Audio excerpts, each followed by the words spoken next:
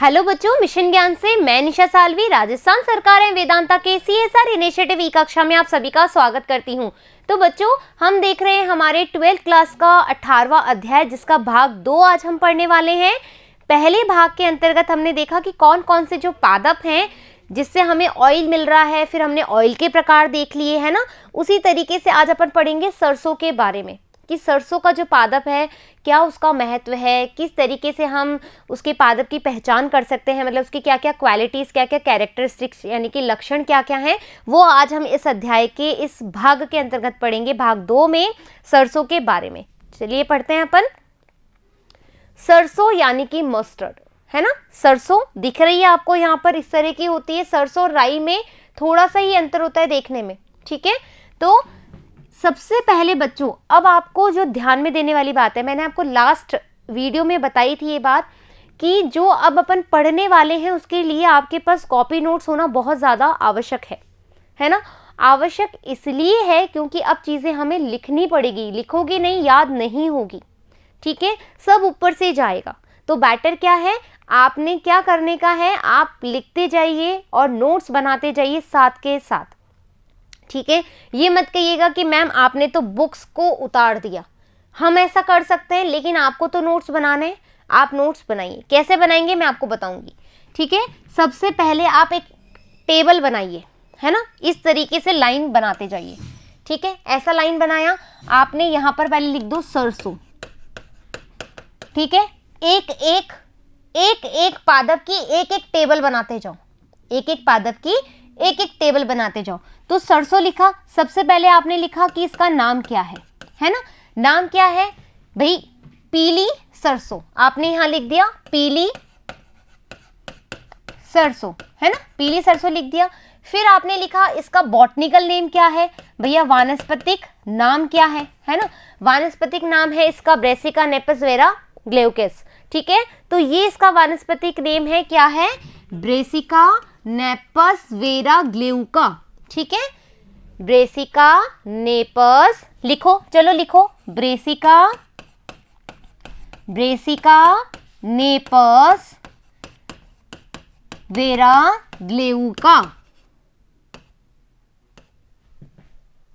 हाँ ठीक है ना, ठीक है, ग्लेउका है ना, ब्रेसिका नेपस वेरा ग्लेउका, इसका वानस्पतिक नाम लिख लिया। फिर आप इसका पर्याय नाम लिखोगे, ठीक है। पर्याय नाम क्या है, इसका सरसों है ना, सरसों इसका नेम है। जनरली इसको हम बोलते हैं ब्रेसिका कैम्पेस्ट्रिस, ब्रेसिका कैम्पेस्ट्रिस, है ना। ब्रेसिका तो कॉमन है, ये ब्रेसिका तो कॉमन है, ये लो, ब्रेसिका तो कॉमन है।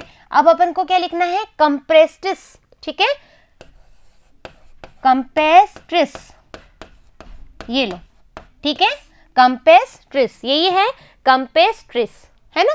इसका हमने क्या क्या देखा, सबसे पहले हमने इसका सामान्य नाम देखा पीली सरसों, है ना, इंडियन क्लोजा। फिर हमने देखा इसका botanical name Brassica napus vera glauca. फिर हमने देखा इसका पर्याय नाम जिसको हम सरसों कहते हैं, यानी कि ब्रेसिका और क्या था हमारा, कैम्पेस्ट्रिस, है ना, इसको बोलते हैं अपन कैम्पेस्ट्रिस। यहाँ तक हो गया। अब कुल, ठीक है, इसका कुल डाल लो, कुल डाला, यहाँ पर अपन ने लिख दिया ब्रेसिकेसी से है और कुर्सीफेरी से है ना। ब्रेसिकेसी, ब्रेसिका बोल रहे हो तो ब्रेसिकेसी याद रहेगा, और कुर्सीफेरी इसका कुल है। क्लियर बात। ऐसे आपने एक इंडेक्स बनाई। अब नेक्स्ट, ये इंडेक्स चलते रहेगी, है ना, अभी खत्म नहीं होगी। फिर अब तेल के लिए उपयोगी पदार्थ, आपने यहाँ पर कुल तक लिख दिया था, है ना, कुल तक लिख दिया। कुल के बाद अपन ने क्या लिखा यहाँ पर कि भैया जो तेल का जो पादप भाग है ना, इसके पादप के कौन से भाग से हमें तेल मिलता है, ये पूछा है। तो बीजों में स्थित बीज पत्र से, तो हम ऐसे लिख सकते हैं बीज पत्र से, याद रहेगा कि भैया पादप का कौन से भाग से हमें ऑयल मिल रहा है, तो क्या बोलोगे तुम, बीज के बीज पत्र से हमें मिल रहा है ना। या फिर हम वो जो पार्ट है यूज करते हैं, बीज का बीज पत्र अपन यूज में लाते हैं। क्लियर बात। फिर आप बोलोगे सरसों की कई अन्य जातियां भी आर्थिक महत्व से उपयोगी होती है, जैसे उदाहरण तोरिया, काली सरसों, भूरी सरसों, राई, काली राई, सफेद राई आदि, हम यूज करते हैं राई, घर में अपन राई यूज करते हैं। मैंने कहा था ना राई और सरसों बहुत ज्यादा मैच करती हैं, ठीक है। तो वो जो राई है इसकी जातियां हैं, इसीलिए वो बहुत ज्यादा रिजेंबलिंग है, यानी कि बहुत ज्यादा मिलती जुलती है। तो तुमने जो इंपॉर्टेंट चीज थी उसको इंडेक्स में लिखो, ठीक है। फिर तुमने देखा उत्पत्ति व उत्पादक देश, बहुत ज्यादा इंपॉर्टेंट है, इस पे क्वेश्चंस आते हैं बच्चों, है ना, इस पे क्वेश्चंस आते हैं। जैसे कुल वाला जो था वो इंपॉर्टेंट पार्ट था। फिर अपन ने देख लिया कि भाई तेल के लिए जो उपयोगी पादप भाग है वो बीज का बीज पत्र है। फिर अपन ने देख लिया अब उत्पत्ति और उत्पादक देश कौन कौन से, कहाँ से इसकी ऑरिजिन हुआ, कहाँ से इसकी उत्पत्ति हुई और कौन कौन से देशों से हमें ये तेल जो है प्राप्त हो रहा है, ठीक है। वो दो चीज देखनी है। तो सरसों की विभिन्न जातियों की उत्पत्ति एशिया माइनर, ईरान क्षेत्र, मध्य एशिया, हिमालय क्षेत्र, भूमध्य सागरीय क्षेत्र और 3 स्थान पर मानी जाती है, ठीक है। तो कौन कौन सा हमने देखा भैया, उत्पत्ति जो है ना, हमने बोला एशिया है ना, एशिया है। फिर हमने बोला ईरान क्षेत्र है, ईरान क्षेत्र है, ठीक है।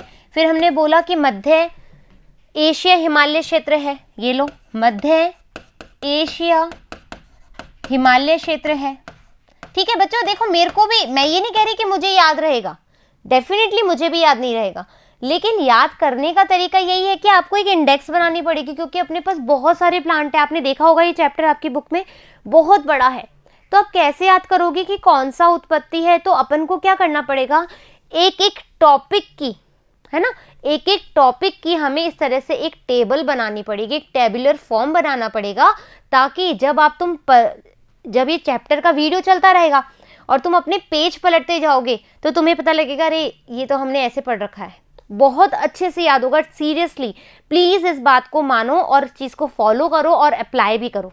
सीरियसली आपका ये चीज एकदम क्लियर हो जाएगा और कोई भी इसका उपाय नहीं है कि आप कैसे इसको लर्न करने वाले हो, सीरियसली। सो हमने क्या किया, चेंज हो गया, कोई बात नहीं, है ना। तो सरसों की उत्पत्ति हमने देखी कि भैया कहाँ कहाँ हुई, हमारे एशिया में हुई, ठीक है। फिर हमने बोला ईरान क्षेत्र में हुई, फिर हमने बोला मध्य हिमालय क्षेत्र। देखो मेरे को कैसे याद हुई, जब मैंने लिखा, लिखने से चीजें याद होती है, ठीक है। मध्य एशिया हिमालय क्षेत्र हो गया, भूमध्य सागरीय क्षेत्र हो गया, ठीक है। एक हो गया भूमध्य सागरीय क्षेत्र, ठीक है। यहां तक तुमने बना ली। अब फसल का टाइप, ठीक है, फसल का टाइप, फसल कैसी होती है, 2 ही तरह की होती है, रबी की और खरीफ की। तो आप देखोगे जो सरसों है ना, जो सरसों है वो कौन सी है, हमारी रबी की फसल है। लिख लिया रबी की फसल है। अब तुम्हें पता है रबी की फसल है तो सीधी सी बात है अक्टूबर में, है ना, अक्टूबर और नवंबर में तो ये उगाई जाएगी, है ना। और फरवरी और मार्च में इसकी कटाई होगी। तो यहाँ लिख लो फसल वाले ब्लॉक में, यहाँ पर कटाई और यहाँ पर बुवाई, ठीक है। ये लो सीधा सीधा याद करो, फसल रबी की फसल है, ठीक है। बुवाई जो है अक्टूबर नवंबर में होती है, कटाई होती है फरवरी मार्च में। आगे चले, इसकी बुवाई, 1 मिनट तुम स्क्रीनशॉट ले सकते हो, तुम्हारी इंडेक्स तैयार हो जाएगी साथ ही साथ, ठीक है। कुल तक अपन ने पीछे वाली स्लाइड में लिख लिया। पादप कैसा है, पादप का कौन सा भाग है जिससे ऑयल मिल रहा है हमें, बीज व बीज पत्र से। उत्पत्ति कहाँ पर हुई है, एशिया माइनर क्षेत्र, ठीक है, ईरान क्षेत्र और मध्य एशिया हिमालय क्षेत्र। इसके बाद है हमारा भूमध्य सागरीय क्षेत्र, ठीक है। सही बोला मैंने, वेरी गुड। देखो लिखने से एक बार में याद हो गया मुझे भी। फिर फसल जो है वो रबी की फसल है, हमारे पास बुवाई जो हो रही है वो अक्टूबर नवंबर में हो रही है, कटाई जो है फरवरी मार्च में हो रही है। याद रहेगा, देखो ये चीजें जल्दी याद होगी बजाय इसके। फिर इसकी बुवाई देख लो अक्टूबर नवंबर में और कटाई फरवरी मार्च में, हमने ये लिखी है। फिर इसकी खेती अधिकतर बारानी या असंचित व कहीं कहीं संचित क्षेत्र में की जाती है। अब तुम देख लो यहां पर लिखो खेती लिखा, संचित क्षेत्र में, असंचित क्षेत्र में और कभी कभी संचित क्षेत्र में की जाती है, जहां पर सिंचाई वाले टाइप से जगह पे। सरसों का पादप 3 से 5 लंबा। अब क्या होगा, तुम अब यहां पर एक नया टॉपिक डालो इसी इंडेक्स में, पादप, है ना, क्योंकि पादप में बहुत सारी क्वालिटी, भैया पत्तियां कैसी है है ना, सीमाक्षी है कि असीमाक्षी है, फूल कैसा दिखता है, बीज कैसे दिखते हैं, ये सब चीज़ें हमें लिखनी पड़ेगी। अब तुम सोचो कि मैं ऐसे कैसे याद करूं, तो पॉसिबल नहीं है ना, पॉसिबल बिल्कुल भी नहीं है। तो हम कैसे करेंगे भाई, सरसों का पादप 3 से 5 लंबा, है ना, 3 से 5 लंबा ऊर्ध्व, ठीक है। ये लो, इतना चीज बोला। कैसा है, अल्प शाखित शाख है, छोटा झाड़ियां जैसा है, और कैसा है, अल्प शाखित है, अल्प शाखित शाख है, ये बन गया अपना। फिर क्या बोल रहा है, विश्व में सरसों उत्पादक देशों में भारत का प्रथम स्थान है, यानी कि हमारे देश का नाम है, वी विल बी प्राउड, है ना, हमें इस पे प्राउड होगा, हाँ या ना, कि भारत हमारा प्रथम उत्पादक देश है। तो आप जो हमने पीछे लिखा, ठीक है, यहाँ पर जो उत्पत्ति और यहाँ पर अपन लिख देंगे उत्पादक, यहीं पर ही लिख दो, उत्पादक है तो भारत जो है प्रमुख उत्पादक है या प्रथम स्थान है, लिख लिया तुमने। अब क्या करोगे तुम, भारत का प्रथम स्थान है, फिर उत्तर प्रदेश राजस्थान का प्रमुख स्थान है, जबकि भारत में भी कौन सा, उत्तर प्रदेश। तुम जब भारत लिखोगे उसके साइड में लिखो उत्तर प्रदेश और राजस्थान इसका प्रमुख स्थान है, इसी कारण से ये प्रथम स्थान पे है। क्लियर बात।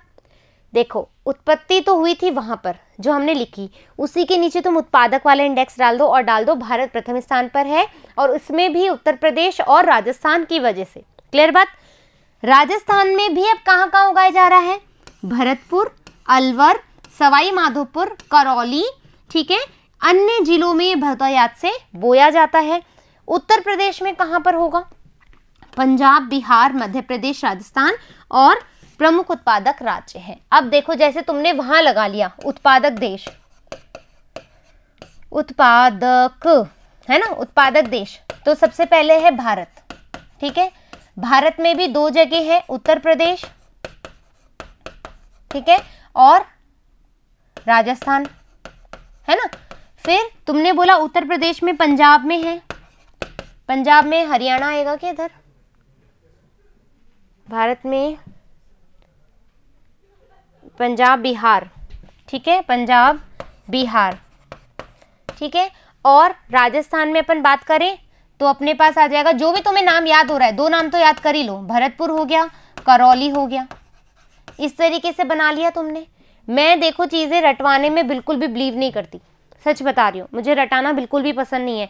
जितना हो सके तुम समझ के चीजें करोगे ना तो जल्दी याद रहेगी, या फिर तुम शॉर्ट ट्रिक्स बना लो, ठीक है। शॉर्ट ट्रिक्स का यही है कि टेबुलर फॉर्म बनाओ, इसमें और कोई शॉर्ट ट्रिक नहीं लगेगी। टेबुलर फॉर्म बनाते जाओ, एक एक पादप करते जाओ, एक एक पादप कर लिया, पेज को लगाओ, या तो एक बड़ा चार्ट ले लो, है ना, या छोटी छोटी चार्ट ले लो, सरसों, फिर इसके बाद वाला जो मूंगफली आएगा, फिर कोई और प्लांट आएगा, ऐसे कर करके तुम बनाओगे तो जल्दी याद हो जाएगा, ठीक है। समझ में आ गई चीजें। अब देखो नेक्स्ट स्लाइड में क्या आ रहा है, पादप के बारे में। अब पादप जो है वो कैसा है, ये 1 वर्षीय है, ठीक है, दुर्बल है, लंबा है, अल्पशाखित है, ये अपन ने देख लिया था, है ना। फिर हमने देखा इसकी जो जड़ है वो कैसी है, मूसला मूल तंत्र बनाती है, अपन को पता है मूसला मूल तंत्र इस तरह का होगा, ठीक है, कहीं से भी वो निकल के आएगी जड़ें, ये रही इसकी मूसला मूल तंत्र है। तना कैसा होगा, ऊर्ध्व होगा, है ना, हरा होगा, रोमिल और शाखित होगा। कैसे, देखो बच्चों ये दिख रहा है आपको एक, है ना, मैंने ये सरसों का लिया है, ठीक है, ये है सरसों के फ्लावर, ठीक है, किस तरीके का बना हुआ है, बस इसमें 4 ही आती है, ठीक है। येलो कलर का है, डार्क येलो कलर का है, इसके जो बीज हैं ये जो दिख रहे हो, ये दिख रहे हैं हल्के हरे हल्के पीले से, ये इसके बीज हैं। इसकी पत्तियां देखो लंबी हैं और वीणा आकार की है, कैसी है, ऐसी वीणा आकार की, ठीक है, लंबी भी है और वीणा आकार की, मतलब बड़ी है। अब देखते हैं क्या है, मूसला मूल तंत्र बनाती है, तना जो है ऊर्ध्व है, हरा है, रोमिल है, शाखित होता है, ठीक है। पत्तियां सरल है, सरल तो है लेकिन कैसी है, काफी बड़ी है, वीणाकार है, रोमिल है और तीव्र गंध युक्त है, क्योंकि सरसों में तो वैसी गंध आती है तो तुम्हें याद रहेगा तीव्र गंध युक्त है। फिर पुष्प क्रम कैसा है, हमने पढ़ा था 11th क्लास में, 11th क्लास बहुत जरूरी है बच्चों। 12th में अच्छी परसेंटेज वही बच्चा लाता है जिसने 11th क्लास बहुत सॉलिड तरीके से पढ़ी हो। सही में कैसे? क्योंकि अब तुम सोचो, अभी तुम्हें यही नहीं पता कि सीमाक्षी और असीमाक्षी क्या है, तो तुम सीधी सी बात है रटोगे भाई। मैं भी तुम्हारी जगह होती तो मैं भी रटती, क्योंकि मुझे इसका पता ही नहीं है भैया सीमाक्षी और असीमाक्षी क्या है ना। तो सबसे पहले 11th क्लास यदि तुम पढ़ते अच्छे से तो तुम्हें पता होता कि असीमाक्षी मैम ने बोला है, तो असीमाक्षी का मतलब है ये देखो तना है, और तने में यदि शीर्ष पर आए, यदि शीर्ष पर फूल आ जाए, सुन लो पहले, यदि शीर्ष पर फूल आ जाएगा तो क्या होगा, इसकी ग्रोथ रुक जाएगी ना, ग्रोथ रुक जाएगी। तो जब शीर्ष पर फूल आ जाए तो समझ लो ये क्या है, सीमाक्षी है ना, तो ये सीमाक्षी होगा। यदि शीर्ष पर फूल ना हो लेकिन साइड में फूल हो, यहां से भी आ जाएगा, यहां से भी आ जाएगा, यहां से भी आ जाएगा, यहां से भी आ जाएगा, इस तरह का अरेंजमेंट होगा, तो उसको हम बोलेंगे असीमाक्षी। क्या बोलेंगे, असीमाक्षी। तो हमारा जो सरसों है वो कैसा है, असीमाक्षी है। असीमाक्षी बोलेंगे तो मतलब इसके शीर्ष पर फूल नहीं आएगा, तो शीर्ष इसका लंबा हो जाएगा, है ना, शीर्ष की बढ़ोतरी होगी ना, ये देखो ऐसे ऐसे जाएगा ये, यदि ये ऐसे चला गया ना तो इसका शीर्ष वहीं पर रुक जाएगा, तो इसकी वृद्धि वहीं रुक जाएगी। क्लियर बात, आया समझ में। सीमाक्षी और असीमाक्षी का क्या मतलब होता है, तो पुष्प क्रम यहाँ पर कैसा है, असीमाक्षी असीमाक्ष, ठीक है। पुष्प काफी संख्या में होते हैं, अब तुम यहाँ पर देख ही सकते हो, देखो एक गुच्छा है, यहाँ पर एक बंच है, और इस बंच में यहाँ पर भी फूल, यहाँ पर भी फूल, यहाँ पर भी फूल, यहाँ पर तो बहुत सारे फूल हैं, है ना। तो यहाँ पर हमें क्या बोल रहा है, पुष्प काफी संख्या में, वही हम भी देख रहे हैं। चमकदार पीले हैं, बिल्कुल ब्राइट येलो है ना, चमकदार येलो है, ब्राइट येलो, देखो कितनी अच्छी पिक्चर दिख रही है तुम्हें। चतुर्थीय, चतुर्थीय 1 2 3 4, 4 लीव्स है, तो ये चतुर्थीय है ना, लीव्स यानी पत्तियां जैसे बोल दो आप, ये ना पैट। और फिर हम बोल रहे हैं फल सिलिकुआ है, इसका जो फल होता है वो सिलिकुआ होता है। बीज हल्के पीले हैं, देखो यहाँ पर ये दिख रहा है, ये दिख रहा है यहाँ पर, ये बीज कैसे है, हल्के पीले हैं। अब तेल युक्त इसका अभ्रूणपोषी होता है, जो तेल युक्त होते हैं वो अभ्रूणपोषी होते हैं। क्लियर बात, अच्छे से समझ में आया। पादप को रटना नहीं है, पुष्प, ये देखो आप इसका प्लांट देखोगे ये चीजें अपने आप क्लियर हो जाएगी। प्लांट देखोगे, इसलिए मैंने ये अलग से पिक्चर ली आपके लिए ताकि आपको चीजें क्लियर हो जाए, रटना नहीं है, ठीक है। तो आपने देख लिया पादप के क्या क्या तरीके हैं। नेक्स्ट पे चलते हैं। सामान्य परिस्थितियों में सरसों की उपज जो होती है वो 10 से 12 क्विंटल प्रति हेक्टेयर होती है। ये याद रखने वाली बात है, तो तुम लिख सकते हो कि उपज कितनी है इसकी, इंडेक्स में उपज, ठीक है। फिर बीजों में कितना प्रतिशत तेल होता है, वेरी इंपॉर्टेंट क्वेश्चन, तो 30 to 48% जो होता है इसमें तेल पाया जाता है, ये आप लिख लो। तेल की मात्रा, ठीक है, तो 30 से 48%, ठीक है। अब मीलों व घाणियों से किया जाता है इसका निष्कर्षण।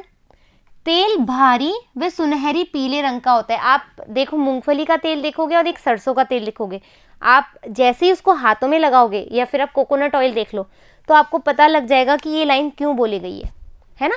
तेल थोड़ा सा हैवी होता है सरसों का, ठीक है, मस्टर्ड ऑयल थोड़ा हैवी होता है, चिपचिपा ज़्यादा होता है, सुनहरे पीले रंग का होता है, we already know that, fine. सरसों के तेल में तीखी गंध होती है, जैसे ही तुम सरसों का तेल लगाते हो तो एक अजीब सी तीखी गंध जो नाक को एकदम भेदती हुई जाती है कि हाँ इस पर्सन ने सरसों का तेल लगाया है या फिर इस घर में सरसों के तेल में सब्जी बनी है, आराम से पता लगाया जा सकता है। फिर जो गंधक युक्त यौगिक, ये बहुत ज़्यादा इंपॉर्टेंट लाइन है।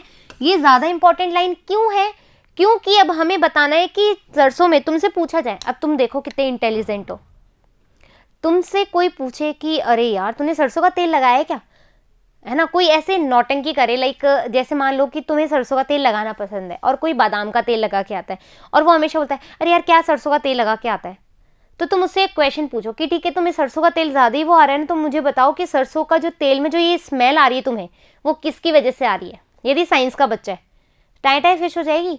जो तुम यूज़ कर रहे हो उसके बारे में तुम्हें पता होना चाहिए, सामने वाले को पता हो या नहीं हो उसका पता नहीं है, बट फिर तुम उससे पूछो कि मूंगफली के तेल के बारे में बता, ऐसे क्या होगा, तुम्हें तेल के बारे में भी पता लग जाएगा और अपनी जो जो तुम्हें तेल तुम लगाते हो उसके बारे में तुम प्राउडली बोल पाओगे कि इस तेल में ये गुण है इसलिए मैं तेल लगाता हूँ। कितनी अच्छी बात है, हाँ है ना। तो सरसों के तेल में जो तीखी गंध आ रही है, जो एकदम स्ट्रॉन्ग सी स्मेल आ रही है, वो क्यों आती है? वो आती है अपने एलिल आइसोथायोसाइनेट की वजह से, एलिल आइसोथायोसाइनेट की वजह से। तो आप लिख दो इधर तीखी गंध, है ना। तीखी गंध आती है किसकी वजह से? एलिल थायोसाइनेट, है ना। इसकी वजह से आपके पास क्या आती है? बहुत ही तीखी गंध आती है, इसकी उपस्थिति के कारण होती है ना। चलो अब एक छोटा सा गेम खेलते हैं, है ना। अब मेरे को भी नहीं पता, आपको भी नहीं पता, ठीक है। मुझे बताओ कि उत्पत्ति और उत्पादक देश, उत्पत्ति वाला कौन सा होगा? उत्पत्ति अपने पास होगी एशिया, है ना, एशिया माइनर, जिसमें हमने बोला था ईरान क्षेत्र, फिर हमने बोला था एशिया मध्य हिमालय क्षेत्र, है ना, फिर हमने बोला था भूमध्य सागरीय क्षेत्र, ठीक है। और उत्पादक वाला भारत प्रथम स्थान रखता है, क्यों? क्योंकि इसमें राजस्थान और उत्तर प्रदेश में सबसे ज़्यादा। उत्तर प्रदेश की बात करें, मैंने उत्तर प्रदेश इधर की तरफ लिखा था, जिसमें मैंने पंजाब डाला था, ठीक है, और बिहार भी डाला था नीचे सेकंड नंबर पे देख करके उधर से। फिर मैंने इधर डाला था राजस्थान में, राजस्थान में मैंने क्या डाला था? राजस्थान में शायद उदयपुर डाला था मुझे, लेकिन देखते हैं अपन, ठीक है। ये गेम मैं क्यों खेल रही हूँ अभी बताती हूँ। भरतपुर डाला था और करौली, देखो गलत हो गया ना। अब क्या हुआ? अब आप तुम खुद, जैसे मैंने अपने आप को सेल्फ एनालाइज किया कि मुझे कितना याद हुआ लिखने से। ये मैं तुम्हें इसलिए डायरेक्ट चीज़ें इसलिए बता रही हूँ ताकि तुम किसी को जज नहीं कर पाओ। ये वाकई में काम करती हैं ये चीज़ें। लिख के याद करोगे ना किसी चीज़ को, तो उसको रटना नहीं कहते, उसको समझदारी वाला काम कहते हैं। इसलिए मैं कहती हूँ कि टेबल बनाते जाओ, सच में याद होती जाएगी, सच में याद होती जाएगी डेफिनेटली, ठीक है। तो अब यहाँ तक अपन को समझ में आ गया। फिर यह तेल, फटाफट बताओ कि इसमें तीखी गंध क्यों आती है? एलिल आइसोथायोनेट के कारण, ठीक है। पूरा नाम लिखा है ना मैंने, एलिल थियोसाइनेट, थियोसाइनेट, ठीक है, थियोसाइनेट की वजह से। फिर यह तेल अशुष्कन प्रकार का है, अभी हमने बात कर ही ली थी। अशुष्कन यानी कि इस पे परत नहीं बनती है ना। अशुष्कन है, इस पे परत नहीं बनती है। कुछ जातियों के तेल अर्धशुष्कन प्रकार का होता है, ये भी हमने देखा था। उसकी कुछ जातियां जो हैं अर्धशुष्कन यानी कि लंबे समय तक वायु के संपर्क में रखोगे तो लेयर बन सकती है, कुछ जातियों में ऐसा होता है। इस तेल का जो लाक्षणिक वसीय अम्ल है, नाम याद रखना पड़ेगा। अब तुम लिख दो, जो लाक्षणिक है ना, लाक्षणिक वसीय अम्ल है वो कौन सा है? यहां पर है अपना इरुसिक अम्ल। क्या है? इरुसिक, इरुसिक अम्ल इसमें पाया जाता है। और इसके अलावा ऑलिक और पामेटिक, ठीक है, ऑलिक और पामेटिक अम्ल भी इसमें पाया जाता है। तो लिख लो अदर में अन्य करके, और यहां पे लिख लो ऑलिक और पाल्मेटिक। पाल्मिक ही है ना, या नहीं पामेटिक है, सॉरी, है ना, पामेटिक अम्ल भी पाया जाता है। उन्नत किस्में बच्चों बहुत इंपॉर्टेंट है, क्वेश्चन पूछा जाता है। उन्नत किस्मों में राजस्थान के लिए पूसा कल्याणी, लोटनी सरसों, वरुणा, दुर्गामणि, RH30, TM11, इस किस्म के तेल की मात्रा अन्य सभी किस्मों से अधिक होती है। क्लियर बात? तो इस सरसों की जो है राजस्थान में इंपॉर्टेंट बोला है, तो राजस्थान, क्योंकि हम राजस्थान में रह रहे हैं अभी, तो राजस्थान में पूसा कल्याणी भी मिल रही है, ठीक है, वरुणा मिल रही है, दुर्गामती अभी एक स्ट्रीमिंग चल रही है, तो वो दुर्गामणि से दुर्गामती याद कर सकते हो, और RH30 और TM11। क्लियर बात? आर्थिक महत्व, आर्थिक महत्व आ गया। देखो तुमने यदि टेबल बनाई होगी मेरे साथ, या फिर तुम पहले वीडियो सुन लो फिर टेबल बनाओगे, तो ये इतनी सारी जो स्लाइड्स गई हैं वो तुम एक पेपर पे तैयार कर सकते हो, तुम एक पेपर पे तैयार कर सकते हो। तो बेटर है टेबल बनाते चलो, एक टॉपिक खत्म एक टेबल तैयार, ताकि जब तुम पेज पलटोगे कुछ समय बाद तो तुम्हें इतना दिमाग खपाने की ज़रूरत नहीं पड़ेगी। और चीज़ें जब लिखोगे, जैसे मैंने लिखी, याद रही ना। एक छोटी मिस्टेक तो हो ही सकती है, लेकिन कितनी चीज़ें याद हो गई, जो याद नहीं हो सकती थी वो भी इंपॉर्टेंट है। अरे भाई हार्दिक महतो। बीजों से प्राप्त तेल प्रमुख खाद्य तेल है जिसको पकाने के माध्यम के रूप में उपयोग में लाते हैं। जो बीजों से हमें तेल प्राप्त होता है सरसों का, वो हम बेसिकली खाद्य के रूप में यूज में लेते हैं। तेल का उपयोग मालिश करने में, मसाज ऑयल के रूप में, केश तेल में, बाल में भी डालते हैं। मैं तो सरसों का तेल ही यूज करती हूँ, ठीक है, बहुत अच्छा होता है। दीपक जलाने में, जब दिवाली आती है तो कुछ लोग तो क्या बोलते हैं उसको, ऑलिव ऑयल डालते हैं, कुछ लोग कैस्टर ऑयल डालते हैं, कुछ लोग ये सरसों का तेल डालते हैं, कुछ लोग मूंगफली का और कुछ लोग घी, है ना। लेकिन ऐसा तो नहीं है कि सरसों के तेल से घी नहीं, दीपक नहीं जलाया जा सकता, जलाते हैं, ठीक है। तेल निष्कर्षण के पश्चात बची खल, जो खल बनती है, जैसे मान लो बीज है, इसमें से तेल निकल गया तो इसकी जो ये खल होती है, ठीक है, इसका उपयोग पशु आहार के रूप में प्रयुक्त होता है ना। साबुन व रबड़ के प्रतिस्थापियों, सब्स्टिट्यूट्स के रूप में भी या उत्पादन में भी इस तेल का प्रयोग, मतलब यदि तुम्हें साबुन और रबड़ का कोई सब्स्टिट्यूट बनाना है, उसके जैसा कोई चीज़ बनानी है, तो सरसों का जो तेल है वो, सरसों जो है वो उपयोग में लाई जाती है। फिर मशीनों में इसे स्नेहक, लुब्रिकेंट, क्योंकि तेल क्या है, चिकना है, तो लुब्रिकेंट के रूप में, स्नेहक के रूप में अपन यूज कर सकते हैं। चमड़ी की वस्तुओं को मुलायम, अब क्या हुआ कि मेरी एक जूती थी, है ना, जूतियां जो पहनते हैं अपन वो चमड़े की थी, अब वो टाइट हो गई पड़े पड़े, तो मेरी मम्मा ने क्या कहा कि ऐसे करो, उसमें थोड़ा सा सरसों का तेल लगा लो और उसको थोड़ी देर धूप में रख दो, और वाकई में वो काम किया, है ना, वो वाकई में काम किया कि हाँ वो जूती क्या हो गई, खुल गई, है ना। देखो हकीकत वाला चमड़ा तो होता नहीं है, लेकिन मिक्स होता है वो चीज़, है ना। हकीकत का चमड़ा तो अब नहीं ले सकते और अच्छा भी नहीं होता लेना, क्योंकि जानवरों को अपन यूज़ कर रहे हैं इस चीज़ों में, तो वो मिक्स होती है, लेकिन फिर भी सरसों का तेल उन जूतियों पे काम कर गया और मेरी जूतियाँ ठीक हो गई। तो चमड़ी की, और जैसे बेल्ट होता है कुछ लोगों का, जो हाईफाई बेल्ट होता है तो वो चमड़े का होता है, तो उसमें भी आप यूज़ कर सकते हो। यदि वो सिकुड़ गया हो या कुछ हो गया हो तो आप उस पर ऑयल लगा दो कॉटन में लेकर के, तो वो ठीक हो जाता है। बीजों का मसाले व अचार के रूप में भी, अचार में सरसों डालते हैं, है ना। और कुछ ऐसी सब्जियां भी होती है, जैसे हल्दी की सब्जी बनाते हैं, तो हल्दी की सब्जी में भी आप सरसों डाल सकते हो, तो बहुत अच्छा काम करते हैं। इस तरीके से अब हमारा क्या खत्म हो गया, सरसों। सरसों में बच्चों अपन ने स्टार्टिंग किया था सामान्य नाम से, हम कहाँ पर ख़त्म करेंगे उसके आर्थिक महत्व तक, उसमें मैंने आपको बता दिया कि कैसे कैसे इंडेक्स बनानी है। आज मैंने बहुत ही धीरे आराम से पढ़ाया, कोई जल्दबाजी नहीं करी। क्यों? क्योंकि इसमें समझने वाली चीज़ें कम है ना। तो मैं चाह रही थी कि आप मेरे साथ साथ ही याद कर लो, है ना, मेरे साथ साथ ही आप याद कर लो, तो रटने की ज़रूरत नहीं पड़ेगी, जो चीज़ें समझनी थी वो समझ भी ली, ठीक है। तो इस तरीके से हमारा सरसों हो गया है कंप्लीट। नेक्स्ट प्लांट आएगा, जब तक आप टेबल बना लेना, मैं तो देखने आऊँगी नहीं आऊँगी ना, मैं आपको जज नहीं कर रही हूँ। मुझे पता है कि जो बच्चे सच में पढ़ना चाहते हैं, जो मुझे मेरी बात की बहुत अहमियत रखते हैं, वो टेबल ज़रूर बना लेंगे, बाकी आपकी मर्जी है। फिर मिलेंगे जल्दी ही, धन्यवाद।